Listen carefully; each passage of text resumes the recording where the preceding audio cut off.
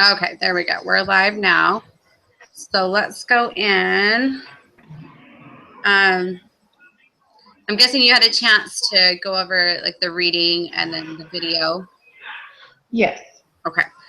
So let's see. It just talks about take turns discussing, talk about the points you identified, both the overt references and the more subtle ones. So what do you have any opinion on that?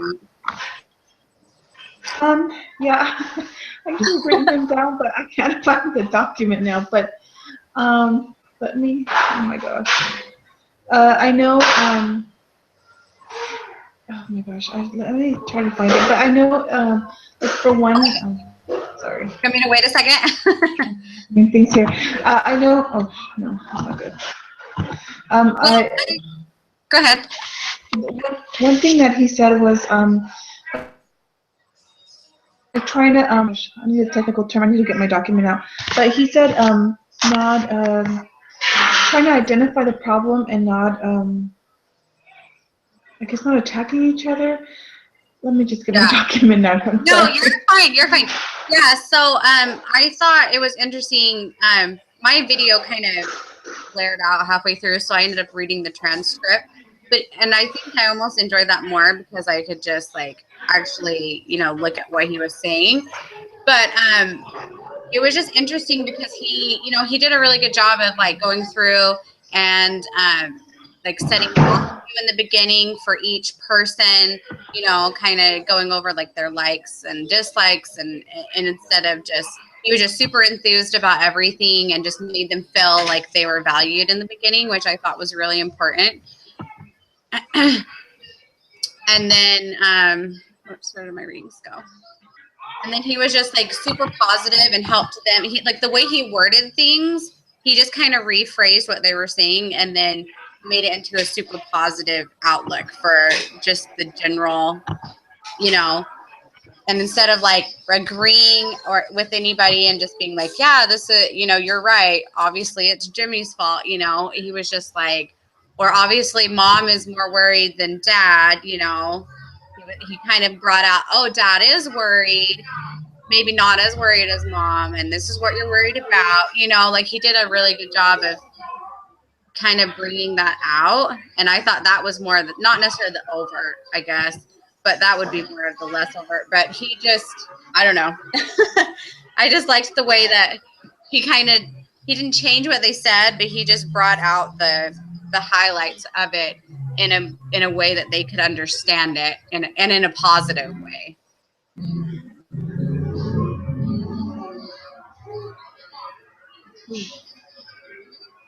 Are you still there? Sorry, I'm not even looking at my thing. Michelle, are you there? Yeah. Okay. Sorry, I'm sorry. My notes. I'm not looking. Oh no, it's fine. I just for some reason mine's kind of echoing. I'm trying to. Oh no. Keep track of it. Okay. Yeah, and I know the son was the identified patient. It was a lot of it was kind of interesting, but I was gonna say something else I forgot. I don't know. I'm sorry, I lost my train of thought. I'm trying to look kind of through the lesson notes too, because in the first part it kind of goes through like just being a resilient family, and it's talking about the belief systems, and then it goes into like organizational patterns. And I thought that was really good too, because it talks about having mutual support. And I thought just the first part of that where he's going through and he's kind of like rephrasing things to show Jimmy like why his parents maybe are, upset, or why they're worried. And then he even shows how the sister, is worried about him too. And so they're showing support, not necessarily that he shouldn't spread his wings and be a teenager and find some independence of his own, but just do it in a safe way, and that he has that support, because it's okay to spread your wings, but you have to do it in a safe way. So I thought that was really good in how they explain. I guess that would go with clarity too. So he kind of clarified what they were saying, but actually showing mutual support at the same time. So Yeah, I know, and I know, like for some of them, it seemed like they, about the term, they didn't seem to understand each other. I guess he didn't know where he was coming from. I think that he kind of also helped them with that. He uh-huh. didn't seem to like understand that they were. I mean, he understood they were worried about him, but not. I guess they didn't really understand like what was going through his head. I know what was going. They're coming from a different perspective. Right. Yeah, this one kind of hit home for me because we actually just moved to Georgia, and my sister-in-law moved out with us, and she's just younger, and we don't really know the area, and she likes to go out on her own all the time, and it's not necessarily super safe. But so at first, she just didn't want to tell us where she was going, so we were super worried, just because you want to know, you want to make sure they're safe, and you want to know. You don't want to impose on what they're doing, but you want to know that they're safe. So we kind of had to go through this with her. Just kind of, you don't do what you want to do, but just let us know what time you'll be home. So we're not like up till 3 a.m. worried about you, but you're just like, I'm out with friends. I'll be home at 3. So yeah, I thought this was kind of right on point for my family right now. So let me see. Let me go back to some of the questions too. Okay. What a good point. It talks about trends of your findings as a group. Did everyone identify the same points, or were there points that not everyone caught? I think we're kind of on the same page for the most part. Yeah. I think this is kind of one of those things. I don't know. I feel like this is one of those things too that everyone's kind of gone through because we all hit 18 and we all feel like we're gonna, and we kind of try to do that. Hold on, just a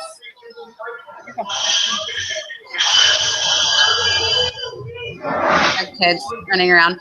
Anyway, but I feel like once we were 18, we all kind of went through this. Like, I'm not gonna have a Christian mom, I'm not gonna do this, and we all say the same thing. So I feel like this is all pretty, almost like a familiar situation for everyone. So, okay. Yeah. So talk about your observations. Was anyone surprised by the findings or observations? Let me go down. Um, I guess everyone, yeah, like you said, everyone has probably gone through something like this. I think the only thing that kind of surprised me is trying to, I don't know, it's kind of like it's been a while since I've gone through that. So I think You hit this one. for me, it's surprising, like trying to find, what he was saying, like, I don't know where I'm going kind of thing. Part of some of the reasons why he was doing what he was doing, he said he didn't really know, what was in the future for him. He was trying to like, I guess, find himself or something, and just, he didn't feel like, I mean, he wasn't doing anything bad, but then he kind of shut down because he felt like he had to be defensive because they were accusing him of things that he wasn't necessarily doing. So it's just kind of, I guess, just kind of the bad communication where sometimes we miss, not on purpose, but sometimes where they didn't see where he was coming from and he didn't see what they were coming from, and he was just being defensive, so he would shut down and do things that made it worse, kind of. Right. Yeah, no, I agree. I was just kind of going through this too, and it goes into the part where it's talking about the therapist is talking about the husband and how he kind of feels bad for his wife, and how she kind of shuts down, and then he ends up shutting down, and everyone's upset. So yeah, I think that maybe too that's kind of a learned behavior from the son if the parents are doing that as well. I think the kids pick up a lot of what we're doing, so that might be something. That was a good point brought up by this is something that you guys have to work on as well. Because communication can't happen if you both shut down. So I thought that was a good point. Yeah, I agree, and I think that was kind of a, not scary, but kind of I don't think that the family knew what they were doing. Like I mean, I don't think they were doing that on purpose. But sometimes like I think Right. we do things that we don't really know we're doing, and someone has Yeah. to. So I don't know. I think that was I would have probably reacted the same way, not knowing, that it was causing a problem with communicating. Yeah. Okay. Let's see. Yeah, I agree completely. I know that we had and see if there was something else that right. Oh, and I think the finding too, where he's talking about how he's shut down, and then he's talking about kind of talking about how they start worrying, and then that worrying turns to anger and irritation, and then everyone that just ends up being frustrated and aggravated with each other, and then that turns into everyone feeling hurt feelings, defensiveness. So, I think it all goes hand in hand. So, I think we just have to keep an open mind that people that maybe that communication's not getting across in the same way that we think it is, because everyone communicates in a different way. And then just really sit down. I just know that we do really well with the counseling method. Obviously, just sit down and work through some things. Let's see.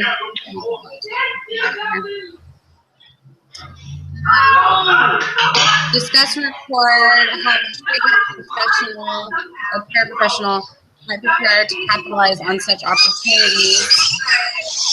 To introduce and reinforce the factors from the Walsh article.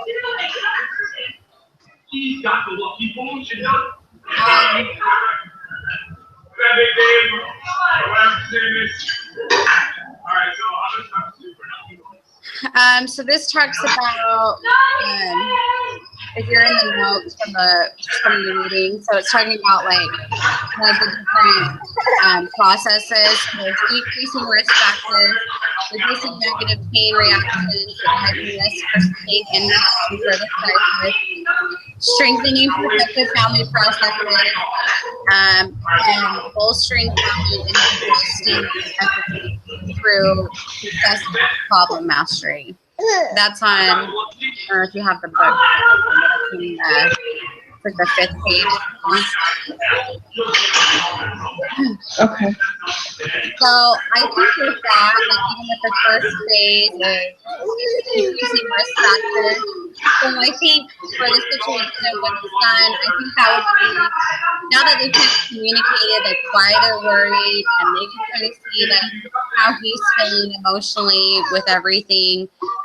It might not even be the curfew that's really bothering him, or it is the parents, but that's just because they don't know where he's at. It just, implementing like, just tell me where you're at, and, you have a little more freedom. We'll have reduced stress from feeling like we don't know what you're up to and with. So just let us know when you're going to be home. Implementing just a better form of communication for that, so that way red flags might be, turned into something more. Yeah. Yeah, I think I agree. Let me grab a binky. Hold on just a second. Sorry. Sure. No problem.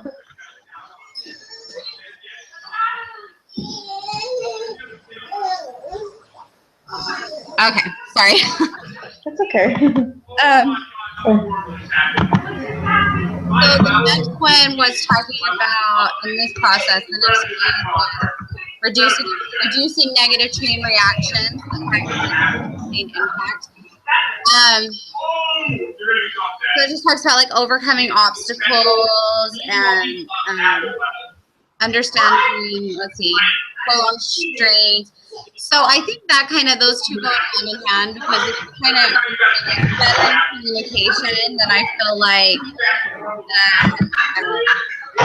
reaction after that, the negative chain reaction will kind of be cut short. I think what they did in impact some type of normal routine or like some kind of a family system where they all sit down and kind of talk about what they're going to do for the week and kind of where he might be, you know, and they could talk about why, how they feel or why they think that might be a good idea or if they're okay with those people, you know. Even as well, like having his friends get to talk about how his friends never come home. So that worries them too because they don't know who they are. So even make, you know, saying, why don't your friends come over here and hang out Friday night, cook dinner and then hang out here, you know, so they can get to know the friends as well. So Yeah. I think that would Yeah. impact that chain of reaction if they felt like they better understood the situation, I guess. Yeah, I think that's right. And I think also one of the things I know the mom or the dad had complained that he felt like the mom was kind of exaggerating a little bit, and I think it was only because she was really nervous about it. Mm-hmm. But she tended to, he said, start yelling, and she didn't want to be that person, but she just was so worried that she kind of took things in the wrong way. Instead of helping, it probably made it worse because she just got, she just, got out of control, and it was stressful, and it was stressful for everybody else, and it weren't really communicating well. Yeah. Yeah, and I have to admit, I'm I'm probably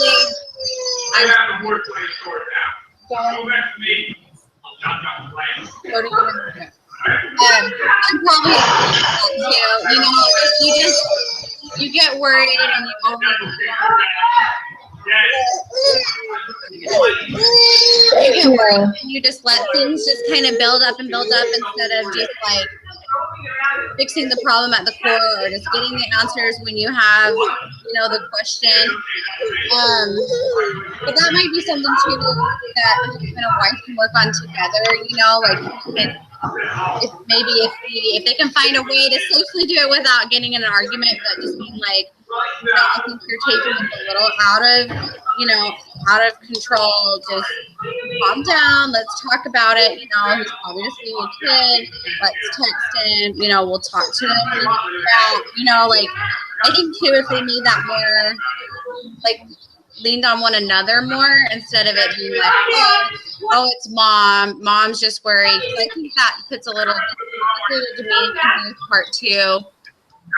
That's true. So I think if mom and dad worked harder to be more together on their feelings and how they're going to control the situation or how they're going to deal with the situation, that would help with all of that as well. Because if she felt like, oh, he's worried too, let's talk about it. Like if they feel like they're doing something together and they're going to take care of it together, I feel like that would be more of a relief and you wouldn't be so willing to get caught up in emotion.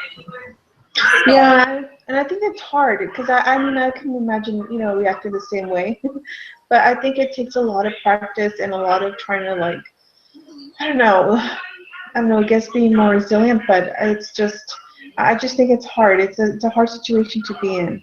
Yeah. Yeah, I agree with that. I'm not looking forward to teenage years, I can tell you that. Yeah. No. Okay, let me go back over here. Let's see. In the last 15 minutes, the person who is in charge of closing the summary share with the group to make sure all teammates agree with the work produced. Oh, I didn't do a summary. Okay.